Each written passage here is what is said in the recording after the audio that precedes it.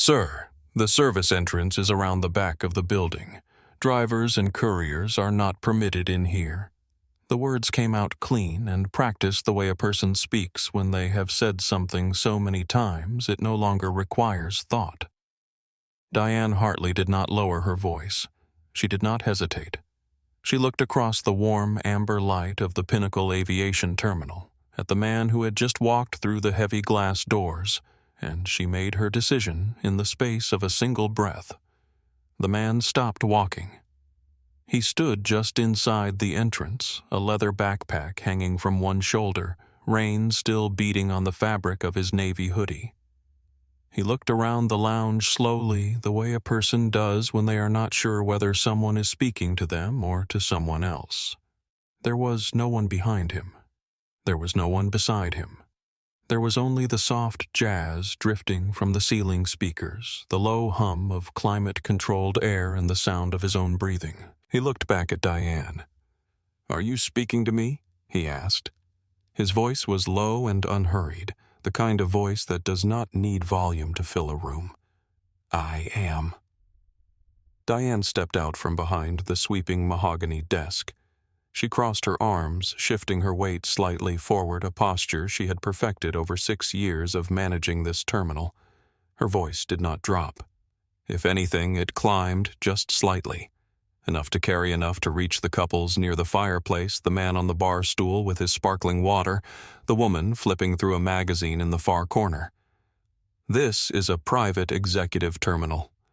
It is not a waiting area for couriers, rideshare drivers, or anyone without a verified arrival on file. I am going to need you to leave before I have to make this unpleasant for both of us. The man did not move. He did not argue. He did not raise his hands. He did not pull out a phone or a wallet or a credential of any kind. He simply stood in the entrance of the Pinnacle Aviation Terminal at Teterboro Airport on a cold, rain-soaked Tuesday evening in November, and he was still, completely, unnervingly still. The jazz kept playing. A woman near the fireplace glanced up from her magazine, then looked back down without committing to a reaction. The man on the bar stool, sharp pinstripe suit, monogrammed garment bag at his feet, the practiced posture of someone accustomed to being in rooms like this one, turned a quarter turn on his stool and looked over his shoulder. Diane held her position. She was not afraid of silence. Silence was a tool she had used before in situations just like this one. The silence said, "I am waiting." The silence said, "This can end quietly, or this can end loudly, and the choice is yours." The man in the navy hoodie looked at her for a long moment. His eyes were dark and calm, and there was something in them that Diane could not quite categorize. Not anger, not embarrassment, not the flicker of retreat she usually saw at this point in the exchange. It was something quieter, something that looked in a way she would not be able to explain later, almost like patience. "All right," he said finally. "Not in defeat. In something else entirely." He did not turn back toward the street doors. He took one slow step to the side, shifted the backpack on his shoulder, and stood looking out at the rain-slicked tarmac through the floor-to-ceiling glass wall at the far end of the lounge. His back was now to Diane. His back was to all of them. He was looking at the ramp outside, dark and wet and empty, lit by the amber glow of floodlights that turned the rain into golden threads. He was looking at a specific parking spot closest to the glass. Empty for now. He appeared to be waiting for something. Diane looked at him. Then she looked at the man on the bar stool, who gave a small, tight shake of his head and turned back to his water. What Diane Hartley did not know, what she could not have known, what not a single person in that warm and carefully curated lounge could have known, was that the man she had just ordered out of her terminal owned it. He had signed the acquisition papers at 9 o'clock that morning. He had flown back from Manhattan to confirm the deal changed into whatever was comfortable, and driven himself to the airport. And in less than 8 minutes, a $72 million jet was going to park itself directly outside that glass wall. To prove it, rewind 12 minutes. Teterboro Airport in New Jersey does not look like what most people imagine when they think of an airport. There are no terminal buildings the size of shopping malls, no departure boards cycling through 300 destinations, no families dragging overstuffed suitcases through fluorescent corridors. Teterboro is something else entirely. It is 42 acres of private runway on the western edge of the Meadowlands, and it exists for one purpose: to move the people who own the world from one part of it to another quickly, quietly, and without the inconvenience of being seen by anyone who does not belong in the same category. The tarmac on a busy evening is crowded with machines that most people will only ever see in photographs. Gulfstreams, Challengers, Falcons, the occasional Boeing business jet sitting apart from the others like a cathedral among chapels. The ramp crew moves between them with quiet efficiency, their yellow rain gear bright against the dark November sky. The whole operation has the atmosphere of something that has been running smoothly for so long that urgency would feel out of place. The Pinnacle Aviation Terminal is the crown jewel of the Teterboro FBO network. FBO, Fixed Base Operator, is the industry term for the private terminals that serve private aircraft. Most people have never set foot in one. The Pinnacle Terminal does not advertise itself. It does not need to. Its clients have been coming here for years, and they come because the lobby looks more like a boutique hotel than a transit facility. Marble floors polished to a mirror shine. A fireplace in the east corner that burns real wood from October through March. Leather furniture in warm caramel tones. A bar along the north wall stocked with things that do not appear on any menu because the staff already knows what each regular prefers. Jazz from the ceiling speakers low enough to feel like atmosphere rather than music. It is in every sense a room designed to communicate a single thing: you belong here. Marcus Ellison had been using this terminal for 3 years. He used it at least twice a month. He knew the ramp crew by name. He knew that the fireplace was gas in the warmest months and real wood once the temperature dropped. He knew that the espresso machine behind the bar made the best long black he had found outside of Melbourne, and he sometimes arrived early just to sit with one before his flight. He was not early tonight.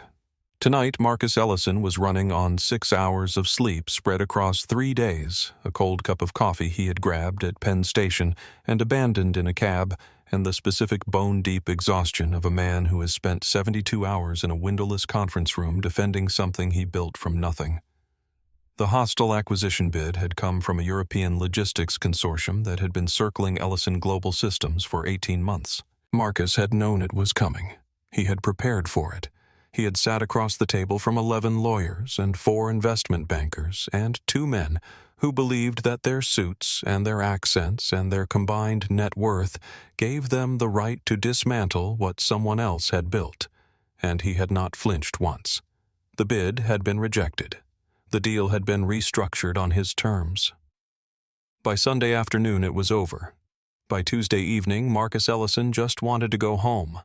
Or rather, the closest thing to home that the next 48 hours would allow, which was London, where his European operations director was waiting and where a set of meetings had been scheduled for months and could not be moved. His tailored suits were already on the aircraft. Captain Okafor had collected them from his Manhattan apartment that afternoon. Marcus himself had left the boardroom in what he was wearing. A worn Navy University of Chicago hoodie he had owned since his doctoral program, faded dark jeans, white sneakers with a slight crease across the left toe. He was carrying the leather backpack he had owned for 11 years, the one with the split seam on the left pocket that he kept meaning to have repaired. He had driven himself to Teterboro in a black Chevy Suburban with no plates that identified it as belonging to anyone in particular. He was 41 years old, and he was the founder and chief executive of Ellison Global Systems, a supply chain analytics company that had gone public 2 years ago at a valuation of $9.4 billion. The company had 17,000 employees in 23 countries. Marcus's personal net worth, as of the most recent Forbes estimate, was $11.2 billion. He had been on the cover of that magazine twice. The second time, he had not known about it until his assistant texted him a photo, and he had laughed for the first time in a week. He was one of 17 black billionaires in the United States. He was also a man who had learned over the course of a lifetime that none of those numbers traveled with him when he walked into a room wearing something that did not announce them. He had learned this at 24 as a first-year consulting associate when a senior partner in his own firm had pointed him toward the freight elevator. He had learned it at 31 when a hotel concierge in Chicago had asked him to use the side entrance. He had learned it in airports and boardrooms and restaurants and parking lots in 100 variations on the same fundamental theme. He was deeply, quietly, intimately familiar with what certain rooms did when a man who looked like him walked through their doors without advance notice. He pushed through the heavy glass double doors of the Pinnacle Aviation Terminal at 7:14 p.m., wiped a bead of cold rain from his forehead, and took a long breath. The warm air hit him first. The familiar scent of the terminal espresso and leather and the low, woody smoke from the fireplace. The jazz. The amber light. He crossed the marble floor toward the front desk. He was not thinking about Diane Hartley. He was thinking about the long black espresso he was going to order while he waited for his departure slot and the 8 hours of sleep he was going to get somewhere over the Atlantic. He had almost reached the desk when her voice cut across the room. "Sir, the service entrance is around the back of the building. Drivers and couriers are not permitted in here." Marcus stopped walking. He looked around slowly. He looked back at Diane, and in the space of that single moment, without a word, without a gesture, without anything at all, he recognized the situation entirely. He had been in this room before. Not this room specifically, but this room. This exact room in 100 different buildings in 100 different cities across 20 years of a life he had built with his hands and his mind, and the kind of relentless, sleepless work that very few people would ever fully understand. He recognized it. And for the first time in a long time, standing in the warm light of a terminal he now owned, he made a choice that was different from every choice he had made in rooms like this before. He was going to stay. He was going to stay exactly as he was wearing exactly what he was wearing, saying only what needed to be said, and he was going to wait for the truth to arrive on its own schedule.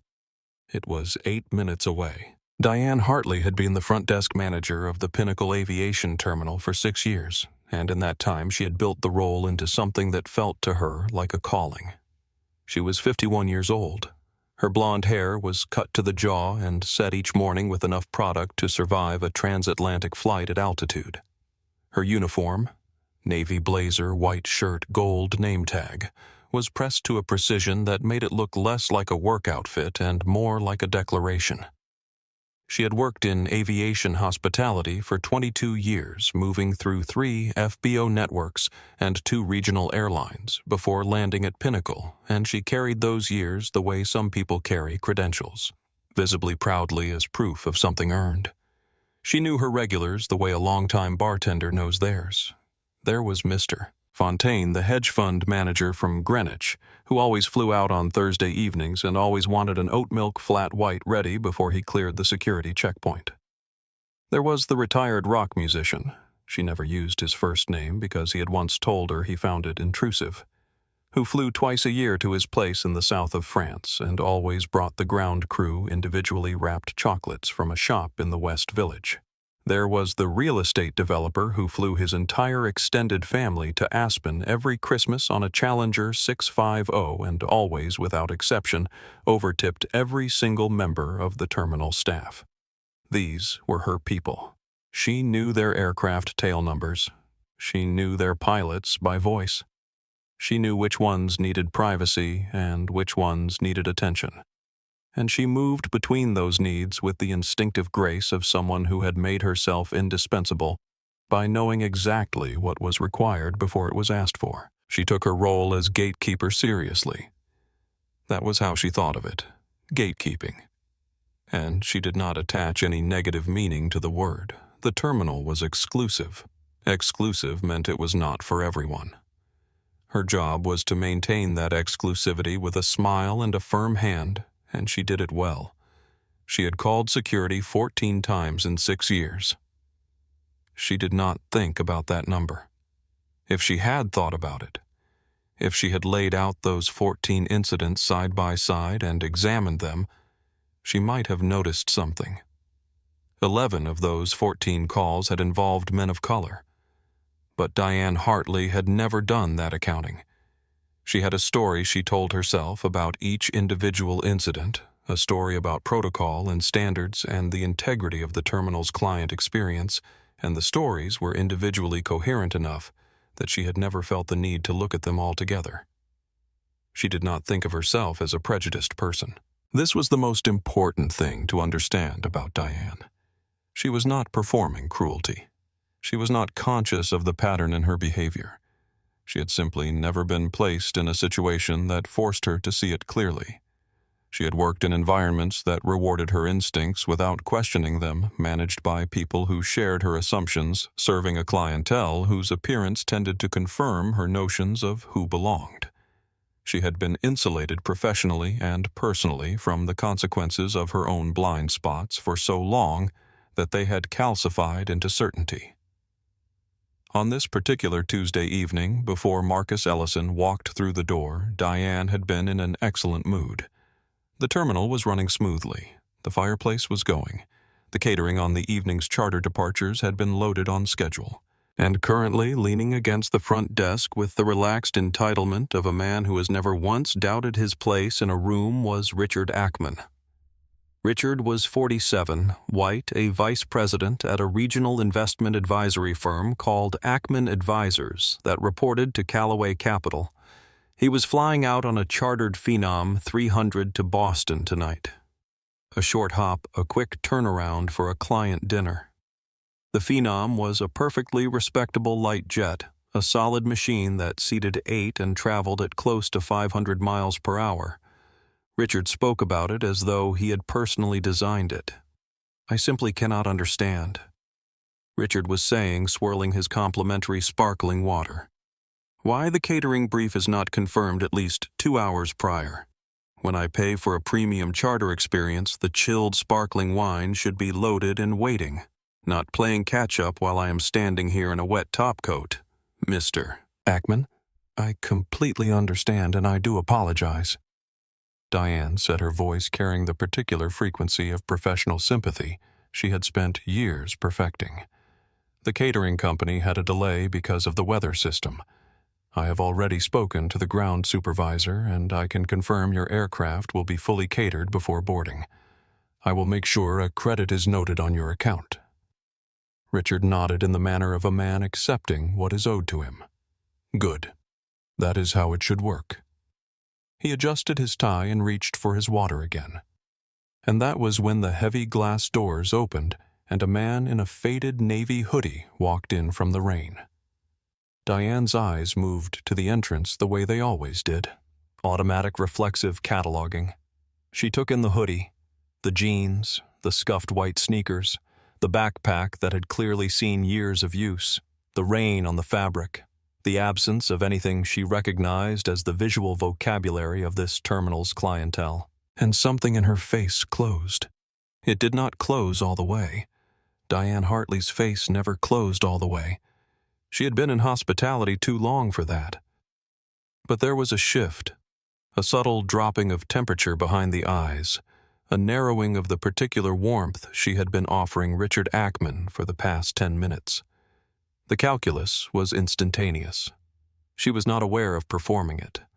It happened the way breathing happens, below the level of conscious thought governed by patterns laid down over years. She stepped out from behind the desk, and she said the words she had said before in one form or another more times than she had ever thought to count. Marcus let her finish. He waited until she had said everything she intended to say, the part about the service entrance, the part about drivers and couriers, the part about needing him to leave before this became unpleasant. He waited through all of it without interrupting, without reacting, his backpack still on his shoulder, his hands loose at his sides. Then he said simply, "I am not a driver. I am a passenger. I am here to check in and wait for my flight." Diane looked at him with the expression of a person who has just heard something they consider implausible. Not impossible. She was a professional, and professionals maintained composure. But implausible. Something slightly off, like a note played a half step from where it was supposed to land. I know every broker charter client and corporate arrival that passes through this terminal, she said, her voice still carrying that same practiced authority. I have never seen you in my life. Now I have asked you once, and I am asking again. Please leave. My name is Marcus Ellison, Marcus said. If you check the arrivals manifest for this evening, you will find my departure listed. Diane's expression did not change. She moved back behind the desk with the deliberate movement of someone executing a protocol, clicked her mouse, and scrolled down the screen with one manicured finger. Her voice took on a performative quality as though she were reading something aloud for an audience. I have a NetJets positioning flight to Aspen. I have Mr. Ackman's Phenom 300 to Boston. She paused. I have a VistaJet Challenger to Miami. There is no charter booked under the name Ellison. It is not a charter, Marcus said. It is a privately registered aircraft. Diane looked up from the screen. Something moved in her expression. Not belief, but a harder, more deliberate version of disbelief. The kind that comes when a person has already decided the answer and is reconfiguring the evidence to fit. From the bar stool, Richard Ackman turned around fully for the first time. He looked Marcus up and down, and the corners of his mouth moved in a way that was not quite a smile. I can pull up the registration if that is helpful, Marcus said. He reached into his jacket pocket. Diane took a sharp step back. Do not do that, she said. Her voice dropped suddenly, not in volume but in temperature. Keep your hands where I can see them. Marcus went still. He had his hand partway into his pocket. He stopped. He looked at Diane. He looked at the distance between them. 6 feet of marble floor, a mahogany desk, and 2 decades of accumulated assumptions. Then very slowly he withdrew his hand. Empty. He held it up, palm outward, fingers spread. I was reaching for my phone, he said. To pull up the aircraft registration. I do not need to see the registration, Diane said. Her voice had found its footing again, the professional frequency restored, but there was something underneath it now. A tightness. I need you to leave. Across the lounge, a woman had set down her magazine. Near the window, a young woman in her late 20s with a green tea cooling on the table in front of her had gone very still. Her name was Sophia Reyes. She was a travel content creator with 820,000 followers on her primary platform, and she had been in this terminal for 40 minutes, waiting for a late departure to Miami. She had been intending to record a short aesthetic video, the fireplace, the warm light, the rain against the glass, something calm and beautiful for her audience. She was no longer thinking about that video. She was watching Diane Hartley. She was watching the man in the navy hoodie. She was watching the distance between them and the particular quality of that distance and something she recognized in the way his hand had moved and the way she had responded to it, and she was sitting very quietly and paying very close attention. She did not reach for her phone. Not yet, Ma'am Marcus said, reading the gold name tag on Diane's blazer. Diane, I understand you do not recognize me. I am not asking you to take my word for anything. I am asking you to check the manifest. My aircraft is inbound. It is registered to Ellison Global Systems, LLC. The tail number is N-MELL-1. It will appear in your operations system under that registration. I am simply asking you to look. Diane looked at him for a long moment. Then she turned to her screen, and she typed. The search took 4 seconds. Whatever came back on that screen, her expression did not change. She closed the window. She looked up. "I do not have anything under that registration for this evening," she said. "I am going to need you to step outside." Marcus looked at her steadily.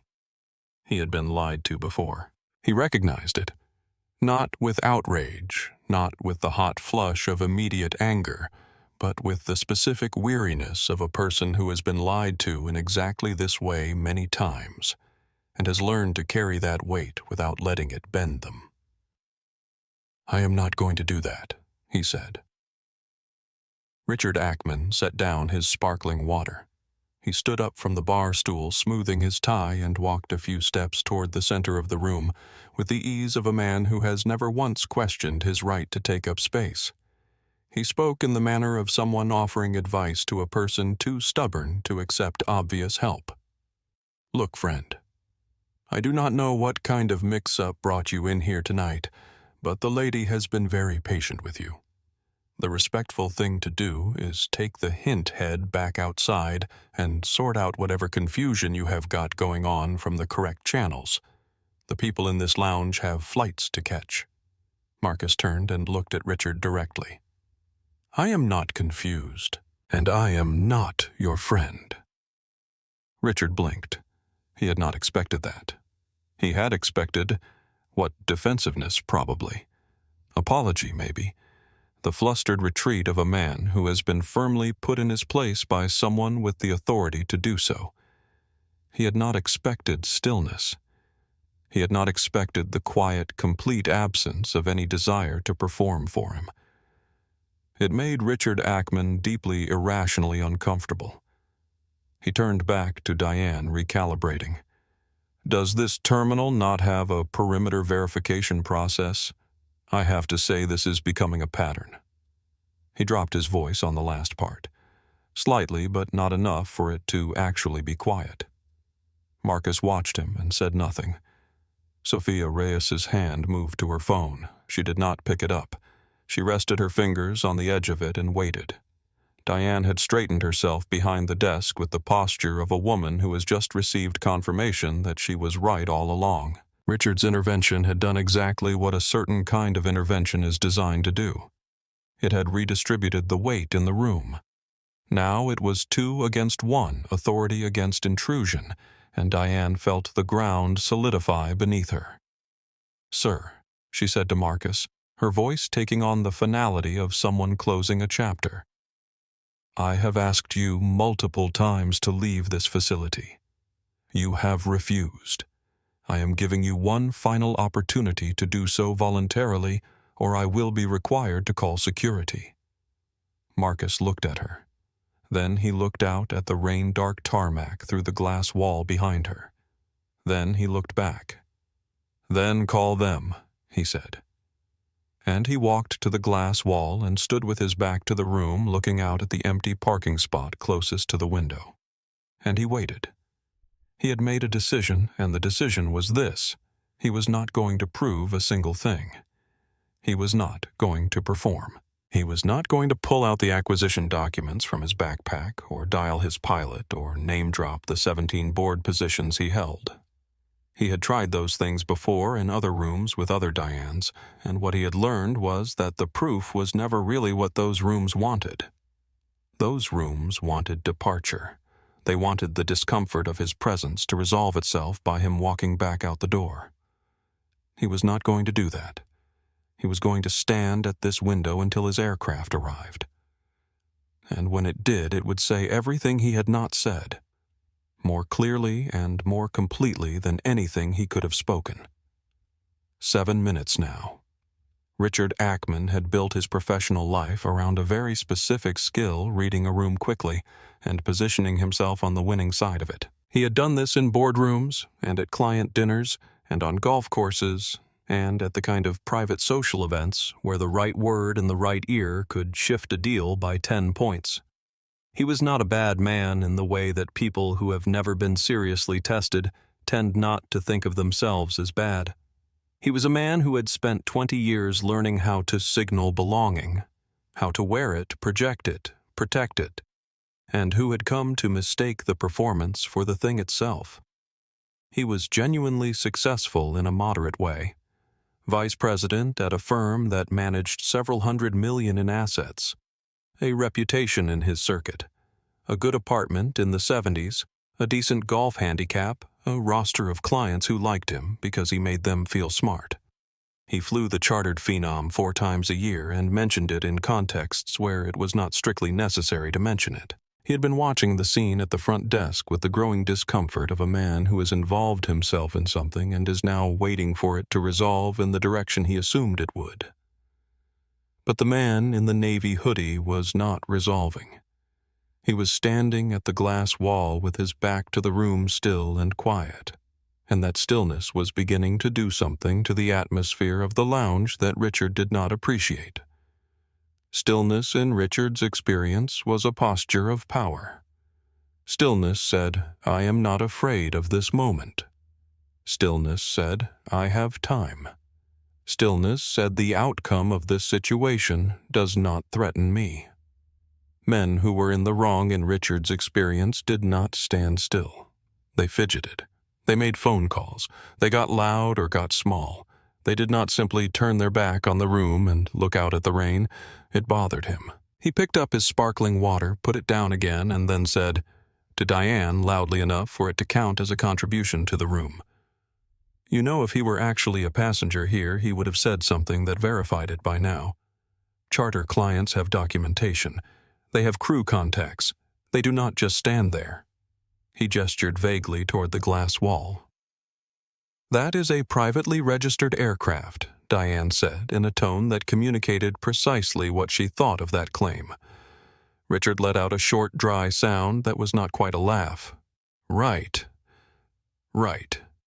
He nodded slowly, the way people do when they are performing the act of processing something charitable and finding it not worth the effort.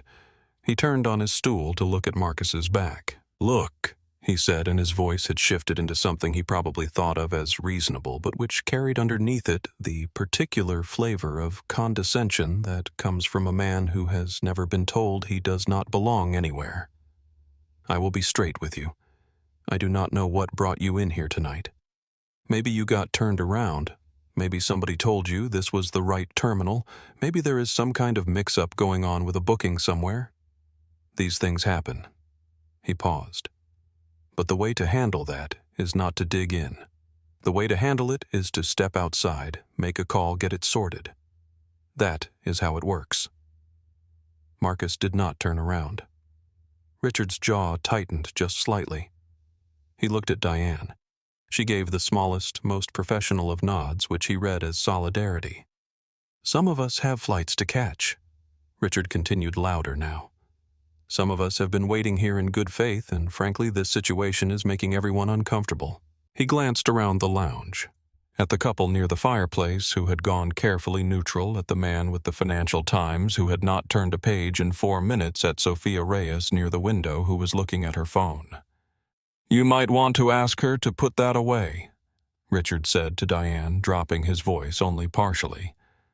"Last thing this terminal needs is someone posting something out of context." Diane hesitated. She looked at Sophia. Sophia looked up from her phone, and without any particular aggression, she turned the phone's camera lens toward Diane. Diane stopped walking. The dynamic had shifted in a way she could not immediately process. The phone was simply a phone, a small rectangle in the hands of a young woman near the window. It should not have changed anything. But it changed everything in the way that documentation always changes everything, because suddenly the room was not just experienced. It was recorded, and recorded rooms have a different kind of gravity. Diane returned to her desk. Richard turned back to his water with the expression of a man who has submitted a motion and is waiting for it to be voted on. Near the window, Sophia was not yet live streaming. She was thinking. She was thinking about her uncle who was named Roberto, who had managed a property portfolio in Miami for 15 years. She was thinking about the Tuesday morning 4 years ago when a hotel manager had escorted him out of a lobby in Brickell while he was there to conduct a property inspection because his jeans and his work boots did not communicate what he was there to do.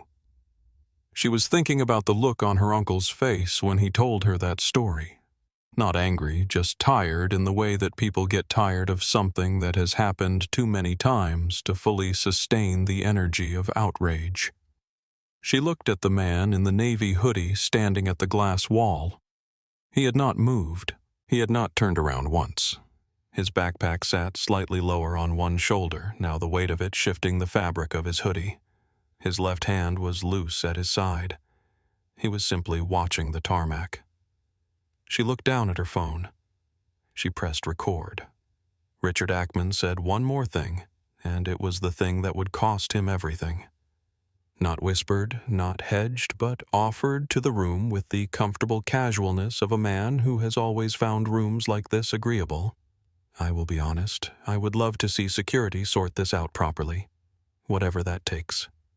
Sophia held the phone steady. The scuffed backpack Marcus was carrying, had anyone thought to look inside it, contained a titanium laptop, 2 encrypted phones, a leather portfolio, and a signed term sheet from an acquisition that had closed at 9 o'clock that morning. The acquisition that now included the mahogany desk and the amber lighting and the real wood in the fireplace and the square of marble floor that Richard Ackman was standing on. Diane Hartley picked up her radio. She held it with the practiced grip of someone who had done this before, who knew the weight of it and the protocol that followed and the particular feeling of reassurance that came from holding a device that could summon help. She pressed the button. Unit 3 to the front desk. Code Amber. Unauthorized individual refusing to vacate the premises. The radio crackled. A voice responded. Copy. En route. Richard Ackman settled back onto his bar stool with the air of a man who has placed a correct bet and is now waiting for the result. He lifted his sparkling water and took a slow, deliberate sip. Marcus did not turn around. He was still standing at the glass wall, and from behind, he looked like a man who had all the time in the world. His shoulders were level. His breathing, as far as anyone could observe it, was unchanged. He had the posture of someone who has decided something and does not need to keep deciding it. 60 seconds passed. The door from the staff corridor opened and Officer Carlos Vega entered the lounge. Vega was 34, solidly built, a buzz cut above a wide, serious face. He had been in security for 9 years, the last 4 at this terminal. He wore his uniform well and carried his utility belt with the ease of someone who has made peace with the weight of it. He was not a violent person, and he was not a cruel one. He was a man who had been trained in a specific way to read specific situations, and he had not yet been trained to question the accuracy of that reading. He came through the door and took in the room in a single sweep, the polished, composed white woman behind the desk, her arms tightly crossed. The man on the bar stool in the sharp suit turned half toward the scene with an expression of confident expectation, and the casually dressed black man standing at the glass wall with his back to the room. Vega moved toward the center of the lounge and positioned himself between Marcus and the desk. He did not do this consciously. It was where his training pointed him. What is the situation? Diane's voice shifted into the slightly trembling register of someone who is performing distress while maintaining control. She had used this register before. It was effective. This individual entered without authorization and has repeatedly refused to leave. He also, she paused for barely a beat, became threatening when I asked him to show identification. Marcus turned around, not quickly, not dramatically. He simply turned the way a person turns when something requires their attention. His expression was the same as it had been since he walked through the door. Calm, clear, tired in the way that comes from 3 days without adequate sleep rather than from anything happening in this room. I did not threaten anyone, Marcus said. His voice was measured and direct, projected to reach the whole room without being raised. I have not threatened anyone at any point since I walked through that door. I offered to show identification and was refused. I asked to have my aircraft registration checked and was told it was not in the system, which is not accurate. I am a passenger. My aircraft is inbound to this terminal. Vega looked at him, then at Diane, then back at Marcus. Sir, I am going to need you to step outside with me. I am not trespassing, Marcus said. I have a registered aircraft arriving at this terminal. My name is listed under that registration. I have every right to be in this building. That is something we can sort out outside, Vega said. His tone was not aggressive. It was final. Marcus looked at him steadily. Sorting it out outside means leaving the building. I'm not going to do that. Vega took one step forward. The distance between them compressed. When Vega spoke again, his voice had dropped. Not menacing, but quiet in the way that carries more weight than loudness. Sir, I am not going to repeat this. You can walk out on your own, or I can call Port Authority, and this becomes something significantly more complicated for everyone involved. That is the choice. What is it going to be? From his bar stool, Richard Ackman said quietly enough to suggest he was talking to himself, but not quietly enough for it to actually be private. Finally. Marcus heard it. He looked at Richard. Richard did not meet his eyes. He looked back at his water. Marcus looked at Vega. He looked at Diane, who was standing behind her desk with her hands folded in front of her and her eyes sharp with the specific satisfaction of a person who has watched a situation resolve in the direction they intended. She had the expression of someone who has correctly identified a problem and correctly applied the protocol and is now watching the machinery of consequence do its work. He looked at all of it. And something happened in Marcus's chest that he had spent 20 years learning to govern.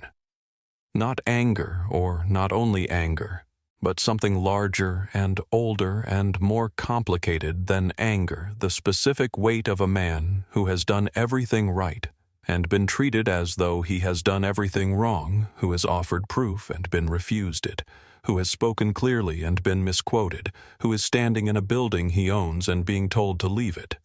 He had a choice. He could reach into his backpack right now and pull out the acquisition documents. He could dial Tom Briggs and have him send a confirmation to Diane's operation screen in 30 seconds. He could call Captain Okafor and have him walk into this terminal right now and say his name in front of all of them. He did not do any of those things. He said, "All right," and he bent down and picked up his backpack. Vega relaxed slightly. Richard set down his water. Diane's shoulders dropped a fraction of an inch, and Marcus walked, not toward the street entrance, not toward the cold and the rain and the exit that Diane had been pointing him toward since the moment he walked in, but toward the glass wall. He stopped in front of it. His back was to the room. He set his backpack down at his feet and looked out at the tarmac. "Hey," Vega said, the relaxation evaporating. "The exit is that way." "I know where it is," Marcus said without turning around. "I am waiting for my aircraft." "Sir, my aircraft is approximately 7 minutes out," Marcus said. He said it the way you state a fact about weather, calmly without investment in whether the other person believes it. "I am going to stand here until it arrives. You are welcome to stand here with me." Vega looked at Diane. Diane looked at Marcus's back. She looked at the empty parking spot outside the glass. The VIP spot closest to the window, the one reserved for the heaviest and most significant arrivals of the evening. She looked at it and saw what she always saw, an empty space, brightly lit waiting. She reached for her radio again, but something stopped her hand, something she could not quite name, a thin thread of unease, a first crack in the certainty she had been operating from. She did not examine it. She put the radio down and told herself it was nothing. Sophia Reyes, near the window, zoomed in slightly on the empty parking spot. Then she zoomed out to frame Marcus's silhouette against the glass. She posted a single still image with a caption that read, "He told them he was waiting for his plane. They called security. Keep watching." Within 4 minutes, it had been liked 3,400 times. Before we go any further, I want to ask you something. Have you ever walked into a room you earned your right to be, in a room you built toward, worked toward, sacrificed for, and still been handed the message clearly, without words, that you did not belong? Have you ever stood in a place that was yours by every legitimate measure and felt the weight of someone else's assumption press down on you like a physical thing? Drop your city in the comments right now. Tell us where you are watching from. This community spans every corner of this country and beyond, and I want to know who is with us tonight. And if this story is already hitting something true, hit that subscribe button right now. Because what is about to come through that glass wall is something none of these people in this terminal will ever forget for the rest of their lives. Now, back to Marcus. He was standing at the glass wall, and the jazz was still playing, and the fireplace was still burning, and the terminal was still warm and amber lit and carefully curated, and everything it was designed to be. And none of that was reaching him. He was thinking about the elevator. He was 24 years old in the memory. First-year associate at Meridian Consulting, 12-hour days, a studio apartment in Hoboken, he shared with a college friend because neither of them could afford it alone. He had been in the office on a Saturday when the senior partner, a man named Gerald Cross, silver-haired Yale tie, the kind of easy authority that comes with old money and reinforced assumptions, had stepped into the elevator beside him and said, without looking at him directly, "Freight elevator is around the corner." It was said in the tone of someone being helpful, sharing information, doing a service. Marcus had not said anything. He had pressed his floor button, the 18th floor where he had been working since 7 that morning, and he had looked straight ahead, and he had felt something happen to his chest that he did not have a word for yet because he was 24 and still learning the vocabulary of this particular kind of damage. He had a word for it now. It was accumulation, not any single incident, but the weight of all of them laid on top of each other over years. The elevator, the hotel lobby, the time a parking attendant in Chicago had asked him to pull around to the service entrance, the time a flight attendant on a commercial flight had told him he was in the wrong seat when he was not, the look in a real estate agent's eyes when he had walked into an open house for a $12 million property in Georgetown, and she had assumed he was there about the landscaping. He had learned to navigate accumulation in the way that you navigate any weight you cannot put down, by adjusting his posture, distributing it differently, finding the angle that makes it most bearable. He had learned to smile faster and speak more clearly and lead with the credential rather than make people work to arrive at it. He had learned all of the accommodations, and then somewhere in his mid-30s, something had begun to shift. Not an explosion, not a confrontation, just a slow, quiet recalibration, the kind that happens when you have spent enough time being successful in rooms that tried to refuse you entry, that you begin to understand something about those rooms. They were not assessing him. They were assessing their own limitations. Their assumptions said nothing about who he was.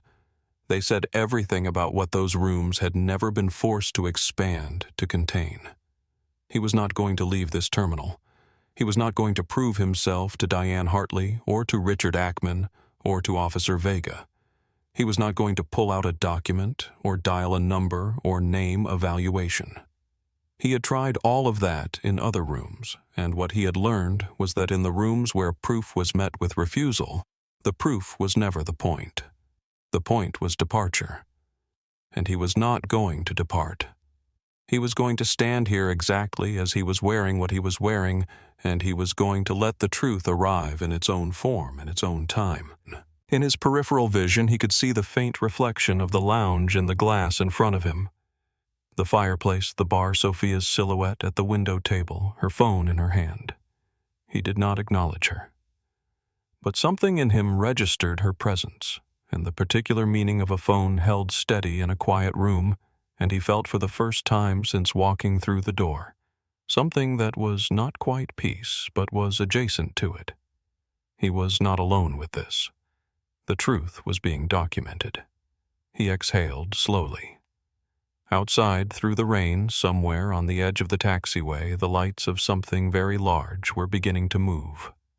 Sophia Reyes had not planned to be in this terminal tonight. She had been booked on an earlier departure to Miami, a direct commercial flight out of Newark, but weather delays had cascaded through the afternoon, and a contact in the aviation industry had arranged a last-minute seat on a charter positioning flight out of Teterboro. She had never been to the Pinnacle Aviation Terminal before. She had arrived with a camera bag and a half-formed idea about filming something calm and cinematic for her audience. The fireplace, the rain, the amber light, the kind of content that made people feel like they were briefly inhabiting a life they did not have. She had been here for 40 minutes when Marcus walked through the door. Sophia had 820,000 followers across platforms, and she had built that audience slowly over 6 years with a particular kind of honesty.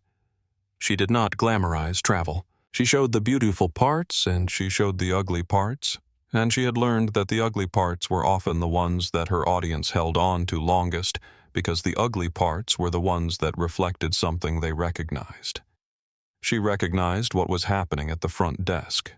She did not perform recognition. She did not gasp or stand up or raise her phone dramatically.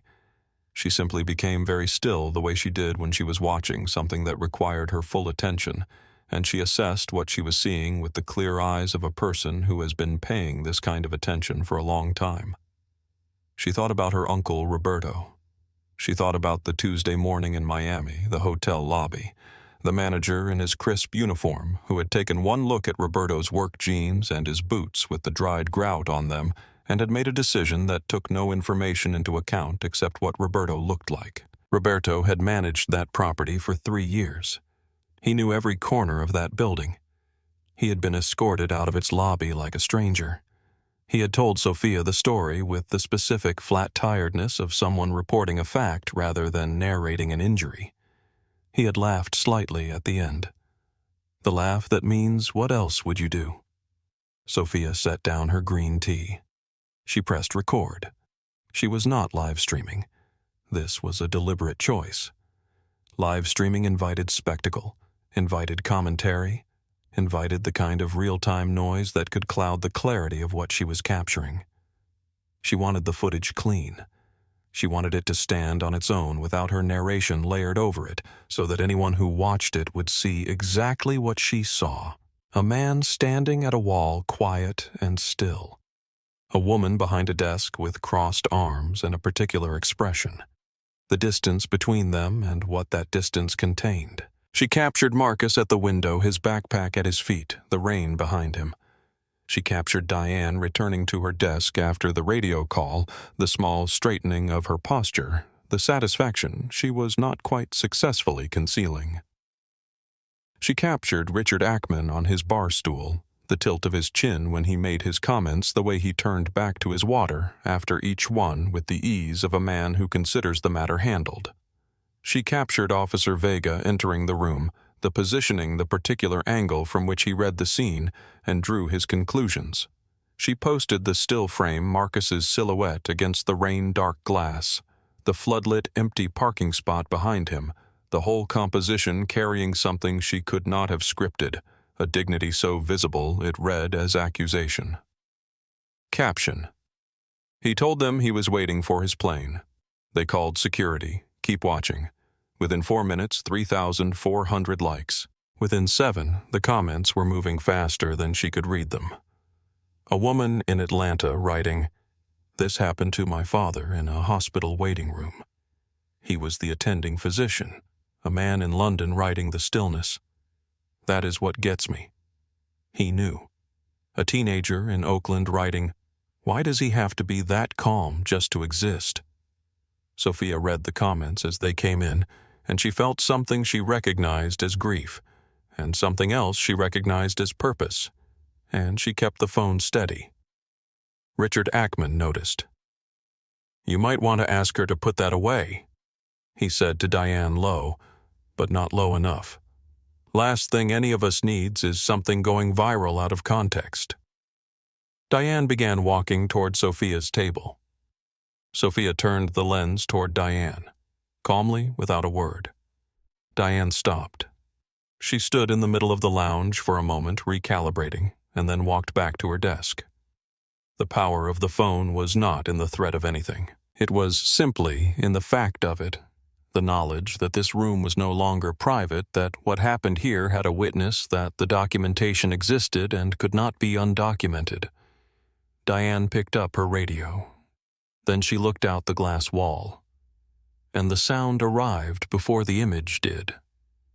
It started in the floor. Not a sound exactly. Not yet. A vibration, deep and building, moving through the marble like a slow tide coming in. The coffee cups on the bar trembled. The surface of Richard Ackman's sparkling water shivered in concentric rings, a detail he did not notice because he was already turning toward the glass wall. Then the sound caught up to the vibration, and it was immense. Not the sound of the Phenom 300 that Richard was flying to Boston with its clean, polite turbofan whine. Not the sound of the NetJet's positioning flight that had departed an hour ago. This was something in a different category entirely. A deep, resonant roar that dropped in frequency and mass as the aircraft spooled back from approach power filling the terminal, the way water fills a space from the floor up and the walls in. The jazz on the ceiling speakers became completely inaudible. Through the floor-to-ceiling glass wall, the lights appeared first. They emerged from the dark and rain on the taxiway in the far distance. The bright white of landing lights, the green and red of navigation lights, and behind them, the massive dark shape that the lights were attached to, moving with the slow, absolute confidence of something that does not need to hurry because its size has already settled every question about priority. It was a Gulfstream G700, the largest, most advanced private jet in production. It seated 19 and had a range that could carry a passenger from New York to Singapore without stopping. Its cabin was longer than the average American family's home. Its engines made a sound at low power that was less like the sound of a machine and more like the sound of weather. The fuselage was painted in obsidian black, a deep, total black that in the rain and the floodlights did not look like a paint color, but like an absence of light, like something cut out of the night sky. Running from nose to tail was a single stripe in champagne gold, no wider than a handspan, precise and deliberate, and entirely without need for further decoration. Richard Ackman stood up from his bar stool. He did not do it consciously. His body simply registered what his eyes were seeing and responded with the involuntary tribute of a man who has organized his entire value system around the worship of this specific category of object. He stood up, and his sparkling water sat forgotten on the bar, and he said to no one, "Whose is that?" It was not a question. It was the sound of the man's certainties beginning to reorganize themselves.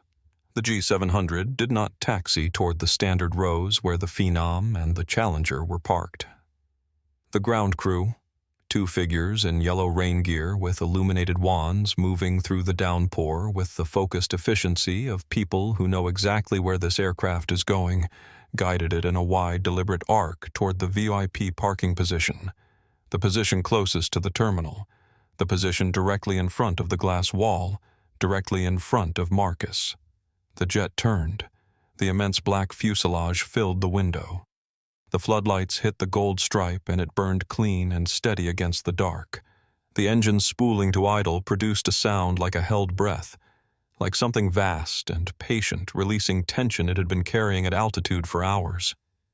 The aircraft came to a stop.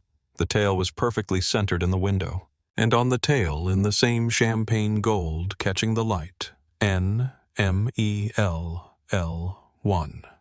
Diane Hartley was standing behind her desk with both hands flat on the surface. She was looking at the registration number. She was not moving. Richard had both hands on the edge of the bar. The knuckles on his right hand were visibly white.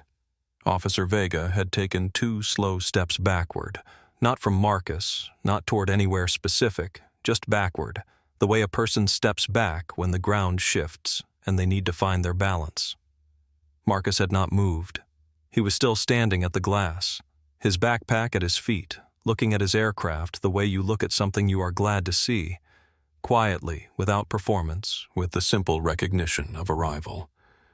The couple near the fireplace, who had been maintaining careful neutrality for the past 20 minutes, were no longer pretending to do anything else. The man with the Financial Times had set it on his knee unread. Sophia was still recording. Diane's hands moved to her keyboard. She typed the tail number. She pressed enter. The screen populated. Owner Ellison Global Systems LLC. Registered operator Marcus A. Ellison. Aircraft type Gulfstream G700. Estimated value $72 million. She read it once. She read it again. The color did not leave her face all at once. It went the way light goes at the end of a short day in winter, gradually from the edges, first leaving something pale and very still at the center. Operations did not. She started and stopped. The sentence had nowhere useful to go. Richard Ackman's mouth was slightly open. He was staring at the tail number visible through the glass. He was doing the math, the estimated cost of the airframe, the operating budget required to maintain a flight department of this scale, the net worth implied by ownership of a G700 rather than use of a G700. And the math was arriving at a number that was making his earlier comments play back in his memory in a way that was deeply physically unpleasant. He owned the plane. Richard had said those words himself an hour ago in the tone of someone dismissing an obvious lie. He said it, out loud, in a room with witnesses and at least one recording device. The main cabin door of the G700 unfolded. It opened from the fuselage with a hydraulic ease, becoming stairs in a single smooth motion, the interior lighting of the cabin spilling out into the rain-wet night. At the top of the stairs, a figure appeared. White uniform shirt, 4 gold stripes on the epaulettes, silver-streaked hair damp at the temples from the weather. He was carrying a large black umbrella, and he did not look at the rain or the floodlights or the terminal window. He looked straight ahead, and he began to walk down the stairs. Captain James Okafor had been flying for 31 years. He had his ATP certificate at 26, his type rating on the Gulfstream series at 30, and his first captain's seat at 33 on a mid-size business jet for a pharmaceutical company in Houston. He had flown through thunderstorms over the Rockies and fog over Heathrow and crosswinds in Oslo that had made younger first officers go very quiet in the right seat. He had 22,000 flight hours and the kind of unhurried precision in the cockpit that takes decades to build and cannot be performed by anyone who does not actually have it. He had been flying for Marcus Ellison for 9 years. In that time, he had come to understand his employer the way a careful and intelligent person comes to understand someone they spend significant time with, not through what was said but through what was not. Marcus Ellison was a man who did not waste words. He asked clear questions and expected clear answers. He treated the flight crew with the specific consideration of someone who understands that the people responsible for his life at 43,000 feet deserve something more than courtesy. They deserve genuine respect. He knew their families' names. He acknowledged birthdays. When turbulence was significant, he came forward and said sincerely that he appreciated the crew's skill. He was in Captain Okafor's experience of men who had achieved what Marcus Ellison had achieved exceptionally uncommon. Okafor had known when they taxied into the Pinnacle terminal that something was wrong. He had not seen it directly. He had seen the ground crew's posture as they guided the aircraft in. The slight distraction, the glance toward the terminal window, the quality of attention that looks like attention to something else. He had noticed the cluster of staff visible through the glass. He had felt with the instincts of a man who reads environments for a living that the atmosphere on the ramp was carrying something it did not normally carry. He did not know what had happened. He did not need to know. He knew his job. He took the large black umbrella from the forward galley, nodded to Elena Torres, his flight attendant, who was watching the terminal window with an expression that said she had already formed a clear opinion of the situation, and he descended the air stairs. The rain was heavy and cold. His dress uniform shoes hit the wet tarmac, and he walked without hurrying, without looking toward the terminal window where he knew people were watching. He walked the way he had always walked, with the unhurried certainty of a man who has made his peace with the ground and is most fully himself at altitude, but who carries that altitude with him wherever he goes. He reached the glass door. He pulled it open. The warmth of the terminal came out to meet the cold of the November rain, and Captain Okafor stepped through the threshold and into the Pinnacle Aviation Lounge, and for the first time since he had entered the room, every person in it was completely, absolutely still. He did not look at Diane Hartley. He did not look at Richard Ackman or Officer Vega or the couple by the fireplace.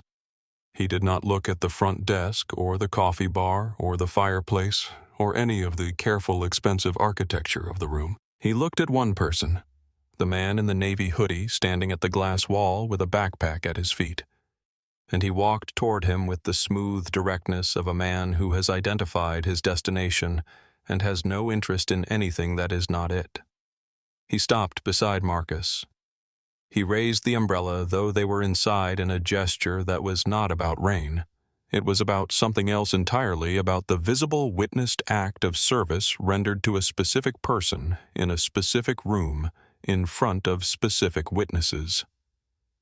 And then Captain James Okafor spoke. His voice was not loud. It was the voice of a man who has given thousands of announcements in aircraft cabins. Trained to carry clearly, trained to convey calm, trained to make the person receiving the information feel that everything is managed and everything is fine. He pitched it to reach the corners of the room. "Good evening, Mr. Ellison. My apologies for the slight delay. Air traffic control held us over Newark for 22 minutes due to the weather system moving through. The cabin is prepared, we are at your preferred temperature, and Elena has dinner ready whenever you would like to depart. We have a direct routing to London already cleared." The silence that followed was the deepest silence the Pinnacle Aviation Terminal had experienced in 6 years. Richard Ackman was still standing.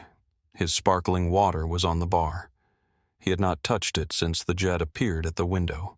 He was looking at the pilot in the crisp white uniform, and then at the man in the faded navy hoodie, and then at the pilot again, and the recycling of that gaze was the expression of a man watching the architecture of his assumptions collapse in slow motion.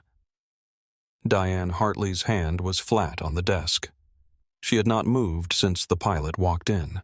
She was looking at Captain Okafor, at the 4 gold stripes, at the quiet authority in his posture, at the way he spoke the name Marcus Ellison with the practiced natural ease of someone who has spoken that name thousands of times, who knows that name, the way he knows his aircraft's registration, by heart without consulting anything.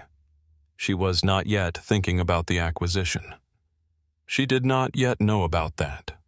What she was thinking was something simpler and more devastating. She had looked at the man in the navy hoodie, and she had seen a courier, and the man in the crisp uniform with the 4 gold stripes and the umbrella had looked at the same man and seen his employer. And she was beginning to understand, with a clarity she could not escape, which of them had seen correctly. Officer Vega stood near the staff door. His hand had dropped completely from his radio. He was looking at the floor with the expression of a man reviewing a recent decision and finding it irretrievably wrong. Sophia Reyes had not lowered her phone. Marcus looked at Captain Okafor. Something that was almost a smile moved across his face. Brief, private, the expression of a man who has been waiting a long time for a particular moment and is now simply glad it has arrived. "Thank you, James," he said quietly. "Give me just a moment." He bent down and picked up his backpack. He turned around and faced the room. He looked at Diane. He looked at Richard. He looked at Vega. He let his gaze move across each of them without anger, without triumph, with the particular quality of attention that belongs to a person who is about to speak clearly and wants everyone in the room to hear it. Then he reached into his backpack. He pulled out a slim black leather folder and set it on the mahogany desk. He did not throw it or drop it. He placed it precisely in the center of the desk's surface, and the sound it made, a clean, firm contact between leather and wood, was the quietest, loud sound anyone in that room had ever heard. Diane looked at it without touching it. Marcus opened it himself. Inside was a single page on crisp white stock bearing the Ellison Global Systems letterhead in clean, dark type. Diane read the first line. Then she read it again. Then she stopped reading and simply stood there looking at the page because the act of continuing to read it required accepting what it said, and accepting what it said required dismantling all at once every certainty she had been operating from for the past 30 minutes. Acquisition completion notice. Apex Aviation Holdings, including all subsidiary FBO operations and terminal facilities. Effective 9:00 a.m., November 18th. Terminal Manager, Pinnacle Aviation, Teterboro, Diane Hartley. Employment status. Terminated with cause effective upon completion of executive walkthrough. Marcus let her read it. He did not rush her. He did not speak while she read. He gave her the specific mercy of silence, the space to understand what had happened before she had to respond to it. Then he spoke. Ellison Global Systems finalized the acquisition of Apex Aviation Holdings yesterday morning, he said. His voice was the same voice it had been all night, unhurried, level, the voice of a man who has not needed to raise it because everything he has needed to communicate has been communicated. This terminal, this desk, this lounge, the tarmac outside, the leases and the staff and the operations became part of my company at 9:00 this morning. I came in tonight dressed exactly as I am to conduct a quiet walkthrough, to see how this terminal's staff treats people who walk through those doors when no one important is watching. He paused. You showed me everything I needed to see. Diane opened her mouth. What came out was not a sentence. It was the beginning of several sentences, fragments, each one reaching for solid ground and finding none. Operations never... If I had known who you were, that Marcus said quietly is exactly the problem. He did not raise his voice. He did not step closer. He stood where he was on the other side of the mahogany desk that had been between them all night, and he said what needed to be said with the clarity of a person who has been preparing it not deliberately, not with calculation, but in the way that a person who has spent a lifetime in these rooms carries what they would say if they ever had the chance to say it properly. Your standard of basic human decency is entirely conditional on what someone appears to be worth. You did not want to see my identification, Diane. You refused it. You told me to keep my hands visible when I reached for my wallet. You lied to an armed security officer and told him I had been threatening. You did all of that because of what I was wearing and how I looked, and at no point did any other explanation for my presence in this building occur to you as worth entertaining. Diane's eyes were bright, not with tears, with the specific, terrible alertness of a person who is hearing something accurate and has no prepared counter to it. I am not asking you to have known who I was. Marcus continued. I am asking you to understand why that should not matter. Whether I am the owner of this company or the man who delivers its mail, the correct response to my presence in this building is the same. It begins with a greeting. He turned to Officer Vega. Vega straightened slightly, the instinct of a man expecting a reprimand and preparing to receive it correctly. You walked into this room and positioned yourself between me and the desk before I had said a single word to you, Marcus said. You were acting on false information provided by your manager, and you accepted that information without question, because the visual in front of you confirmed what you had already decided before you entered. That is not protocol. Protocol requires assessment. He held Vega's gaze. You will keep your position, but you will complete de-escalation and bias awareness training within 30 days. If that training is not completed, your employment ends. Are we clear? Yes, sir, Vega said. The words came out immediately without negotiation because there was nothing to negotiate. He had made an error, and the error had been named precisely, and the consequence was reasonable, and he knew it. He took 1 step back and 2 steps away from Diane, and that physical movement was its own kind of statement. If you believe that respect should not depend on what someone is wearing, that dignity does not need a credential to exist, subscribe to this channel right now and share this video with someone who needs to hear it. Because we are not done yet. Marcus turned to Richard Ackman. Richard had been standing next to the bar for the past 4 minutes in the arrested posture of a man who is attempting through absolute stillness to become unnoticeable. His garment bag was in his hand. He had been calculating silently and frantically the distance between himself and the boarding door. Richard. The name stopped him like a wall. He turned around slowly. The expression on his face, the particular arrangement of a man who has done something he knows was wrong and is hoping on the strength of nothing but hope that there will not be consequences, was one of the most legible expressions in the lounge. "You told me to walk back out into the rain," Marcus said. "You told the room I was running a scam. You said, and I want to be specific because the people in this room heard it, that you would love to see security sort this out. Whatever that takes." Richard's jaw moved.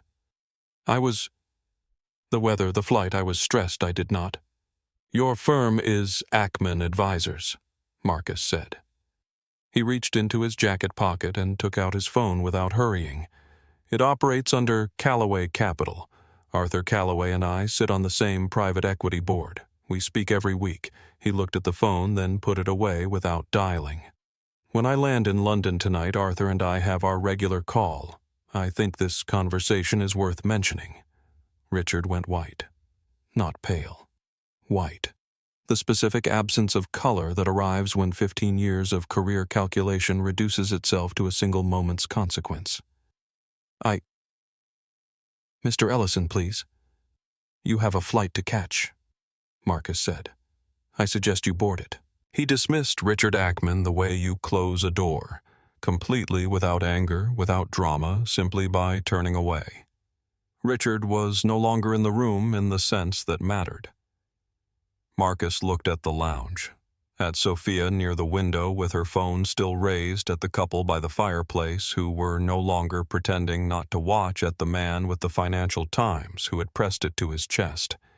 He looked at all of them briefly, and then he spoke once more. "The first thing I will do as the owner of this terminal," he said to the room, to no one specifically, and to everyone specifically, "is find a new manager.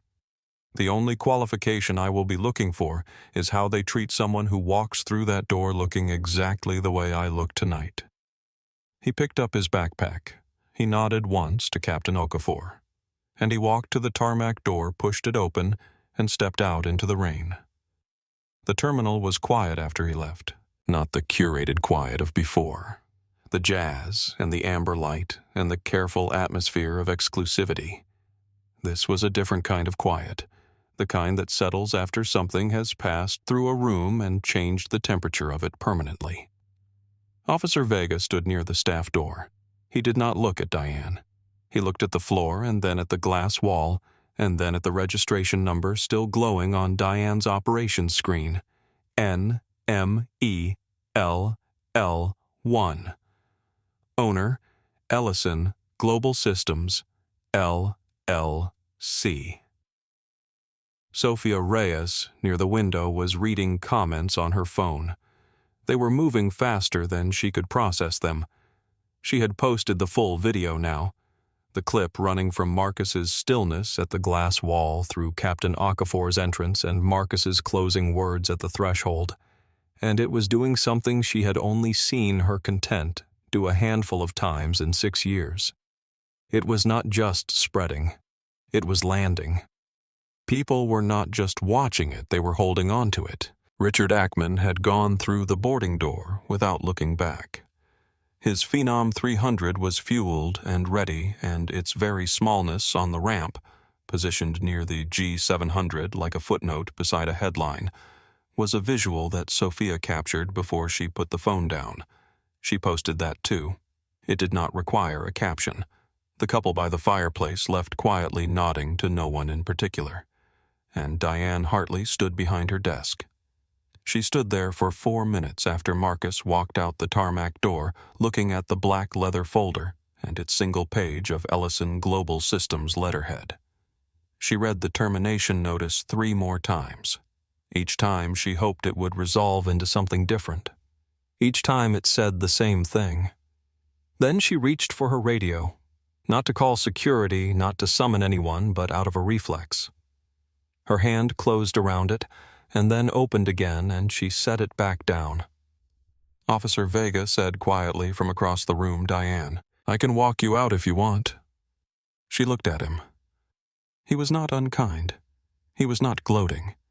He was simply offering the only thing he could offer, which was a dignified exit from a room that had become uninhabitable for her. She reached behind the desk and took her coat from the hook where she hung it every morning when she arrived. She took her phone and her keys. She left her badge on the desk. She left her terminal keys. She did it silently because there was nothing to say that the black leather folder had not already said, and she was not yet capable of producing words in any case. Vega held the staff door open. She walked through it. The employee parking lot was cold and very wet, the floodlights catching the rain in long bright columns. Diane sat in her car with the engine off for a long time. The inside of the car was dark, and through the windshield she could see the tail of the G700, its gold registration number still visible, its running lights still on. Captain Okafor was doing his post-departure checks. The engines had not yet come back to life. She made 3 calls. The first was to a man named Paul Gentry, a terminal manager at a competing FBO network who had been her mentor early in her career. She had known Paul for 17 years. She told him she had been terminated, and she told him the version of the story that her mind was still trying to construct. The version where she had been following protocol, where the situation had been genuinely ambiguous, where the new owner had been unreasonable in his response to an understandable error. Paul listened. He did not interrupt.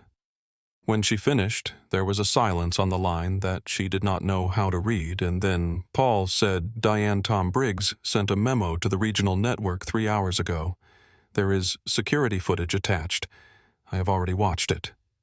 She stopped talking. "The audio is very clear," Paul said. He was not cruel about it. He was simply accurate. "I cannot help you with this one. I am sorry." The call lasted 6 minutes. She sat with the dead phone in her hands and looked through the windshield at the rain. The second call was to her sister in Philadelphia. This one the night did not record. The window of the car was fogged by then, and from the outside there was only the car and the rain and the light inside, and Diane's sister's voice on the other end of the line saying, "Okay, I am listening. Tell me what happened." What Diane found she could not escape in the hour that followed was not the termination notice or the footage or the thought of Paul Gentry reading Tom Briggs's memo. What she could not escape was a single image, Captain James Okafor, walking through the lounge with the black umbrella and 4 gold stripes and the full, simple authority of a man who knows exactly where he is going and exactly who he is going to, and never once looking at her. Not once. Not in acknowledgement, not in judgment, not in any kind of recognition at all. She had been the gatekeeper of that terminal for 6 years. She had logged every arrival. She had built her professional identity around being seen, being known, being the person that the important people recognized and turned to. And the pilot crossing the room on his way to his employer had not found her worth a single glance. That erasure sat heavier than the folder. By morning, Diane Hartley's name had been logged in the Apex Aviation personnel system with a cause notation that would follow her file wherever it went. Her unvested benefits were forfeited. Her end-of-year bonus was voided. The regional FBO community was small and well-connected, and Tom Briggs's memo had moved through it overnight like weather. She was not dramatic about it. She did not become a cautionary tale people told with relish. She became something quieter and more ordinary, A woman who had made a serious error in a room that happened to be on camera, who was now living with the weight of that, and who would be doing that living for a very long time. The rain was still coming down. The G700's engines came to life outside. That deep resonant sound moving through the wet air like a physical thing. Diane watched through the fogged windshield as the running lights shifted and the massive black aircraft began its slow taxi toward the runway. She watched it until the lights disappeared into the rain. Then she started her car. The Phenom 300 lifted off from Teterboro 48 minutes after the G700. The weather had worsened in the interim, and the light jet moved through the cloud cover over northern New Jersey with the rattling, effortful quality of something working harder than it wanted to admit. Richard Ackman held the armrest and looked at the seat back in front of him and told himself in careful, measured internal sentences that he was going to be fine. He told himself Arthur Pendleton would not torch a career over a terminal exchange. He is a reasonable man. We have played golf. I have brought in 3 major clients in 4 years. One bad night in an FBO lounge is not a career event. He told himself the man was dressed like a delivery driver. Anyone in that room, anyone in his position, given the same information, would have arrived at the same conclusion. He told himself Ellison probably will not even call. He is flying to London. He has a board meeting.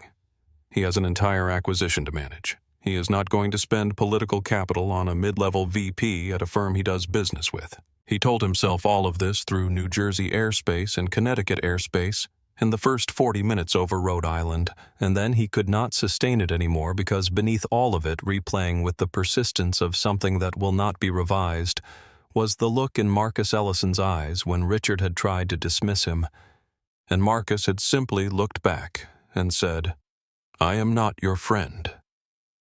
That was all he had said. Not defensively, not victoriously. He had said it the way you acknowledge a fact about weather, simply without requiring anything in return. And in those words, Richard had heard clearly and without any possibility of mishearing what they actually meant. I know exactly what is happening here. The only person who has been confused is you, and the confusion has been entirely about yourself. The Phenom landed in Boston. Richard kept his phone on airplane mode until the wheels touched the runway. Then habit won over anxiety, and he turned it on. 14 notifications. He sat with the phone in his lap and looked at the lock screen, the way you look at something when you already know what it says and you are waiting for the knowledge to become something other than what it is. He opened his email. Administrative leave. Effective immediately. Code of conduct violation. Please contact HR at your earliest convenience to arrange return of company property. He tried his corporate Slack. Access denied. He tried the firm's internal client portal. Deactivated. He had been cut off from Callaway Capital with the precision and speed of an organization that had made this decision before the plane landed, which meant Arthur Pendleton had made the call somewhere over Connecticut, which meant the 30-minute flight had not been enough distance. There was a text from his managing director sent 57 minutes ago. Call me before you leave the aircraft. He did not call. There was a voicemail from Arthur Pendleton's executive assistant, formal, professional, the kind of message that is carefully worded to be accurate and to leave no interpretive room.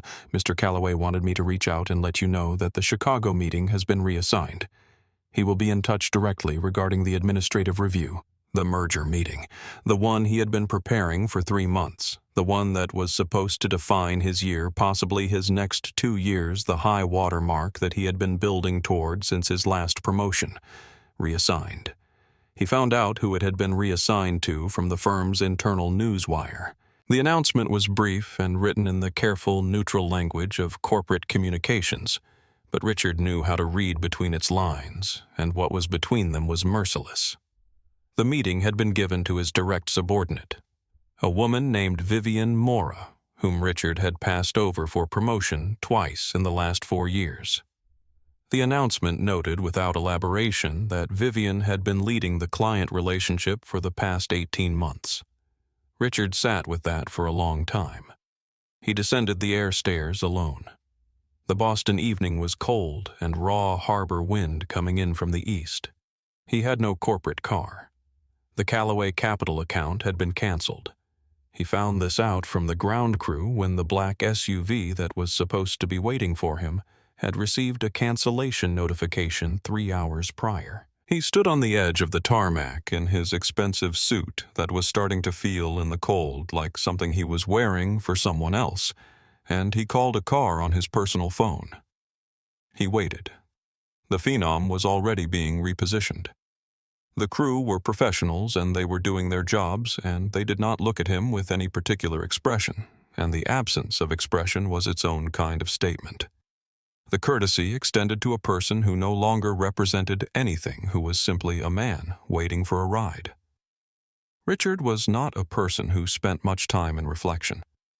His professional life had been built on momentum, always forward, always toward the next thing, the next client, the next deal, the next room that confirmed what he needed rooms to confirm about himself. But standing on the tarmac in the cold with his garment bag over one shoulder and his personal credit card in his pocket, with no meeting tomorrow morning, and no corporate account, and no return call to make, because there was no version of the return call that helped him, he was still. Not by choice. By the simple fact that there was nowhere to move to. He thought about Marcus Ellison standing at the glass wall, the backpack at his feet, the unhurried stillness, the way he had not turned around when Richard spoke, and then had turned around when he chose to, not when he was summoned, but when it was time. The way his voice had been the same throughout, not louder when challenged, not smaller when threatened, the same steady, clear register from the first exchange to the last. Richard had spent 20 years in rooms with powerful people. He had sat across the table from men worth 100 times what he was worth, and he had learned over that time to recognize the specific quality of genuine power. The thing underneath the suits and the credentials and the plane at the window. He had seen it tonight in the Pinnacle Aviation Terminal in a man in a faded navy hoodie and scuffed white sneakers, and he had decided in the span of one bad moment that he had the standing to judge it. His car arrived. He got in. He looked out the window as the car pulled away from the terminal, past the ramp, past the parked aircraft, past the controlled order of a world he had always imagined himself more central to than he actually was. He paid with his personal card. The G700 lifted off Teterborough's runway at 8:43 p.m., climbing at a rate that pressed Marcus back into the leather seat and spooled the November weather beneath them in a matter of seconds. The aircraft broke through the cloud layer at 11,000 feet and burst into something completely different. A black sky with cold, brilliant stars, the storm reduced to a gray blanket far below city lights blinking up through the gaps like signals from a world that was already receding. Elena Torres appeared from the forward galley with a warm towel on a silver tray. Marcus took it and pressed it against his face. He held it there for a moment, the heat of it moving into the tension around his eyes, his jaw, the back of his neck. He had been holding that tension for 3 days, the boardroom, the hostile bid, the 72 hours of not fully exhaling. And then the terminal. He let himself feel the full weight of the last hour, not with drama, but simply with honesty, the way you acknowledge what something costs before you put it down. He put it down. "Can I get you something before dinner, Mr. Ellison?" Elena asked. Her voice carried the warmth of someone who had worked alongside this man long enough to know when to be fully present and when to give him room. "The coffee, please, and then dinner whenever it is ready." He paused. "How was the hold over Newark smooth once we got above it?" Captain Okafor found a good altitude. She smiled. Brief, genuine. "He was glad to see you bored." Marcus nodded. He moved back to the conference table and sat. He opened his laptop and made 2 calls, both brief. The first was to Tom Briggs, who answered from his home office in Connecticut with the focused alertness of a man who had been expecting the call. "I saw the tail telemetry," Tom said. "You are up." "How was the walkthrough?" Thorough Marcus said. "Diane Hartley has been formally terminated. I need you to manage the transition directly. Place an interim manager within 48 hours and begin the search for a permanent replacement. The search criteria are simple. I want someone who greets every arrival the same way regardless of what they look like. That is the only qualification that matters to me." "Understood," Tom said, writing.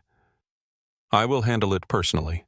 I also want a full review of the staff culture across all Apex terminals within 60 days. Not a compliance exercise, a real one. I want to know how the frontline people actually operate." "Done." Marcus ended the call. The second call was to Arthur Calloway.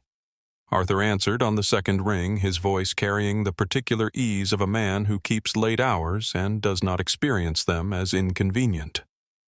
"Marcus, I was wondering if I would hear from you tonight."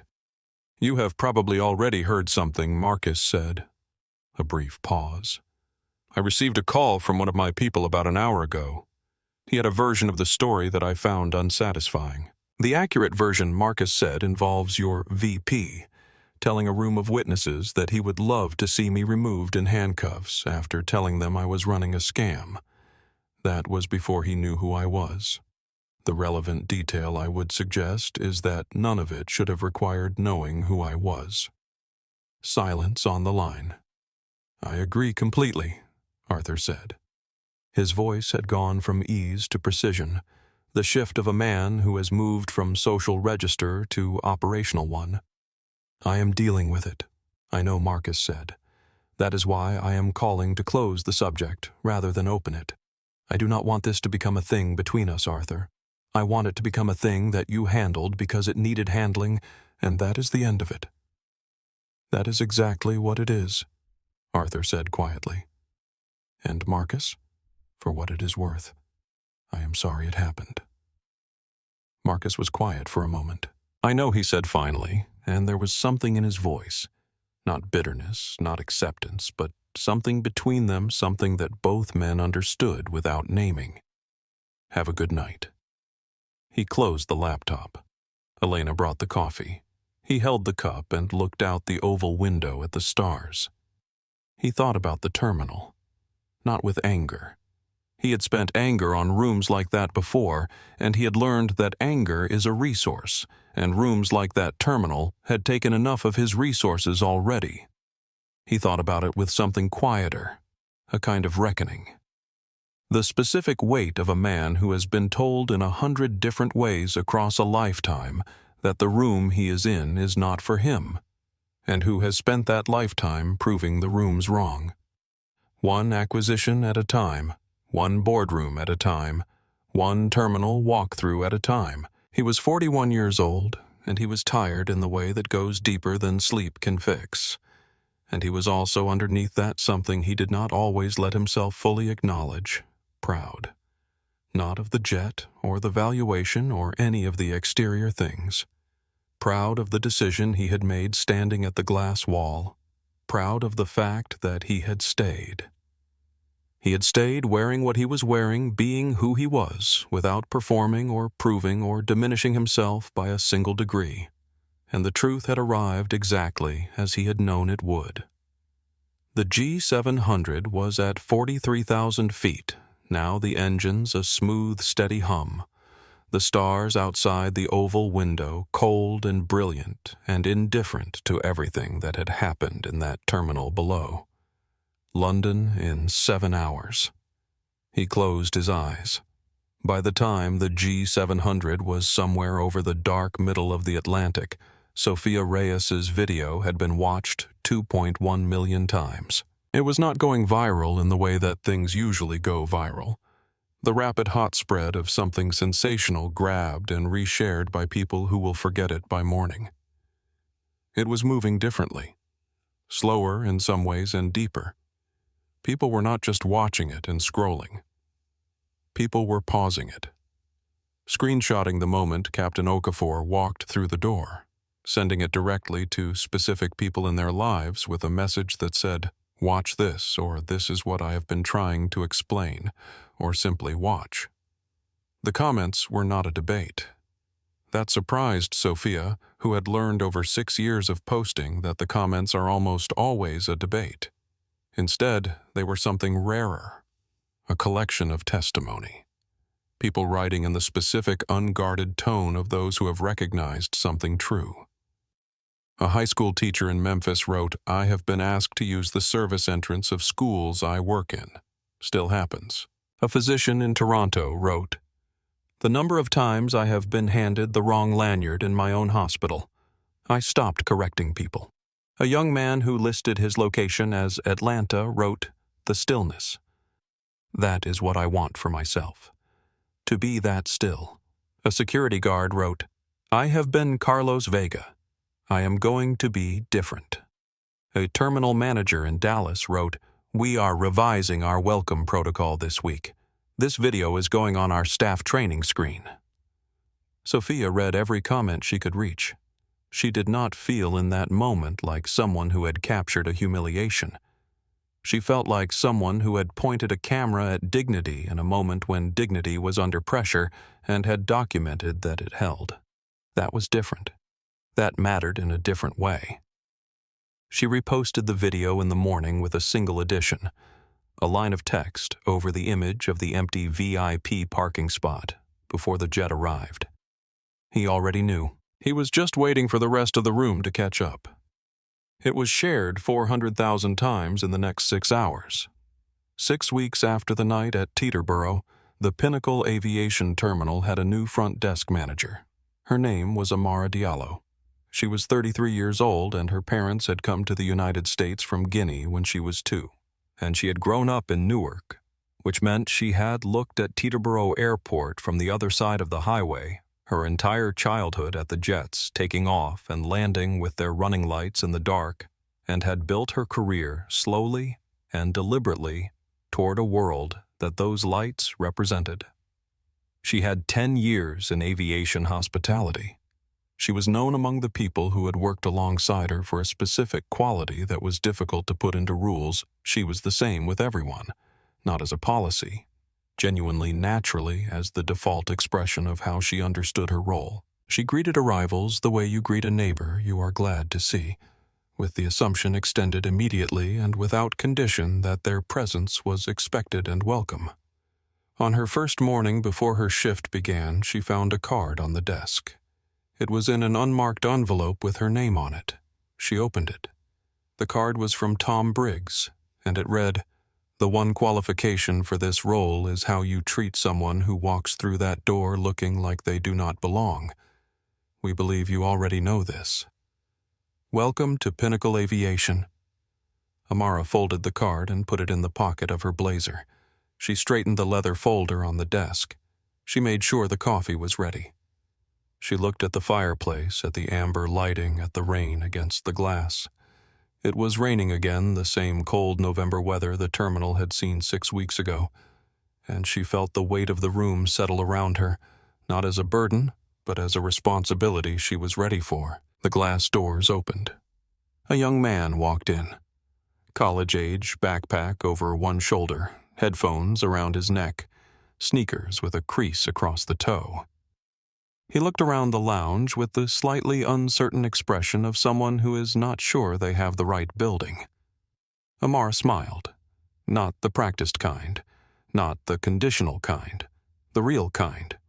The kind that comes from a person who has decided that the default expression of this room is welcome, and is committed to maintaining that default for every person who comes through that door, regardless of what they are wearing, or where they came from, or what they look like.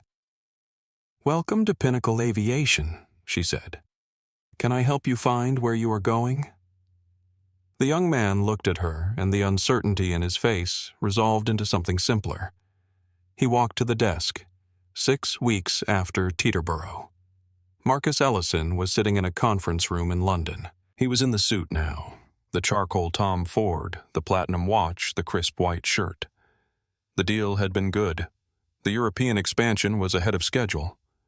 His operations director, a woman named Claudine, had run the meetings with the precision and warmth that made her irreplaceable, and Marcus had sat beside her and felt the quiet satisfaction of watching someone he had believed in deliver. The room was emptying when one of his junior associates approached.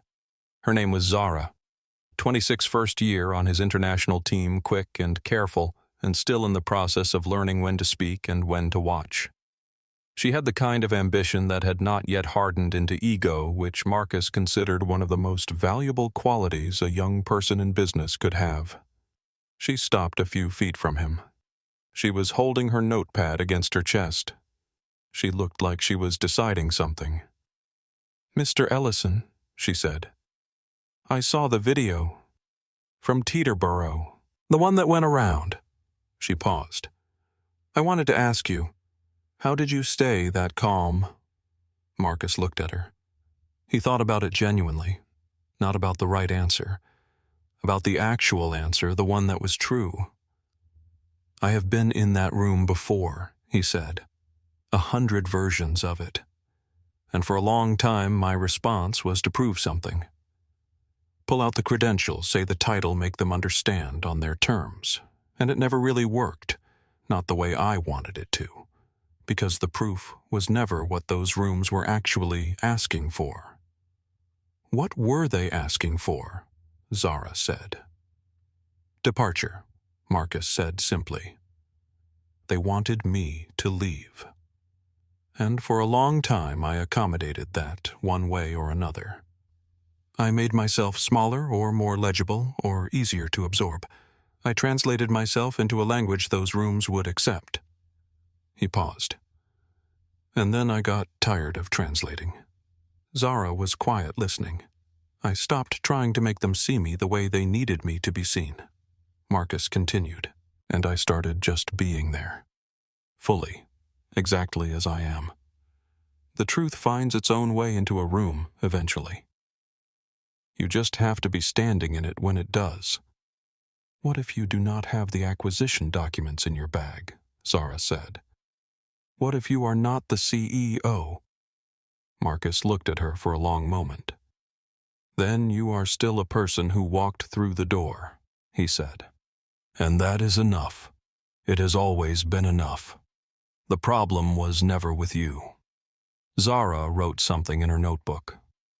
Marcus picked up his bag, the same scuffed leather backpack returned from the aircraft seam still unsewn, and moved toward the door. At the threshold, he stopped. He did not fully turn around. He spoke over his shoulder the way you offer something to a room you are leaving. "Zara, the calmest person in any room is almost always the most powerful one, not because they are hiding something, because they do not need to perform it." He walked out. Zara looked down at her notebook. She had written 2 lines. "The truth finds its own way in. Be there when it does." She closed the notebook and held it against her chest for a moment, the same way she had been holding it when she first walked over. Then she put it in her bag and walked toward the door. Marcus Ellison flew home to New York 3 days later on the same G700 in the same backpack, wearing a different hoodie. Captain Okafor had the routing already filed. Elena had the coffee ready. The stars over the Atlantic were the same cold, indifferent stars they always were. The Pinnacle Aviation Terminal at Teterboro had a new manager, a new welcome protocol, and a card on the front desk that every staff member read on their first day. The card said one thing: treat every arrival as if they built this room. Diane Hartley was not in private aviation anymore. Officer Vega completed his training in 24 days, 2 weeks ahead of the deadline, and returned to his post. Richard Ackman spent 4 months on administrative leave and came back to a smaller role in a quieter office and was, by all accounts, more careful with his words. But none of that was the point. The point was a man in a faded navy hoodie standing at a glass wall in the rain, waiting without apology for the truth to arrive. Not performing strength, not proving belonging, just standing there fully himself in a room that had tried to refuse him until the room had no choice but to understand what it had been looking at all along. Dignity does not need a dress code. It does not need a credential or a title or a jet at the window. It only needs to stay in the room. If this story moved you, if you have ever been underestimated, dismissed, or told that the room was not for you, do not keep it to yourself.